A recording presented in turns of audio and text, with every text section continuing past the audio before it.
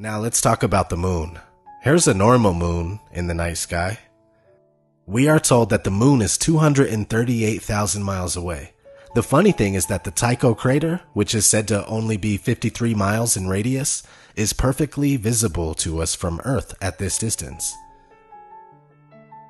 So I tried to figure out a way to test if we would be able to see the Tycho crater from a distance of 238,000 miles away. I went to Google Earth and I made a 53-mile radius in Texas, as you can see here. And you can also do this yourself. Then I zoomed out as far as I could, and unfortunately it only goes to 39,000 miles away, but it still makes the point in my opinion. You can barely see the 53-mile radius from 39,000 miles away. If I were to go another 200,000 miles out, we surely would not be able to see the red circle anymore. Of course, Google Earth is complete nonsense.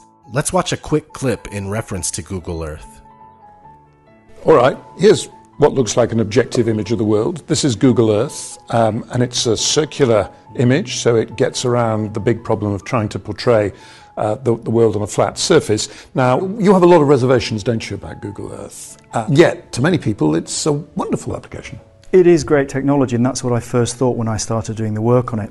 But I do now think that because of the way in which they have bought up so much of the data, which they fed into this geospatial application, is what they call it, they are monopolizing maps online. If you go online and you're using maps, you are probably using a Google map.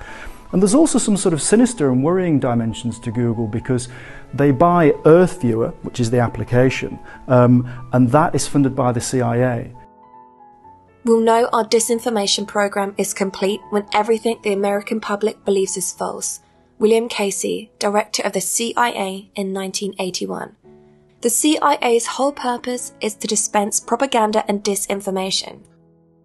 So anyway, we were talking about the moon and how being able to see Tycho crater doesn't make sense. Now let's look at an image of the moon during the day. Now just think about this. Why would we ever see the moon during the day? I mean, if it's 238,000 miles deep into the darkness of outer space, how does it show up in our blue sky? The answer again is because it's local, just like the sun, just like the ancients depicted in their models, and just like many flat earthers propose today. To be fair, we are not sure of the exact layout and model, but we do know two things for sure.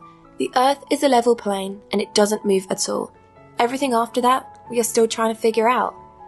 How do lunar eclipses work, you ask? Well, certainly not like we are told.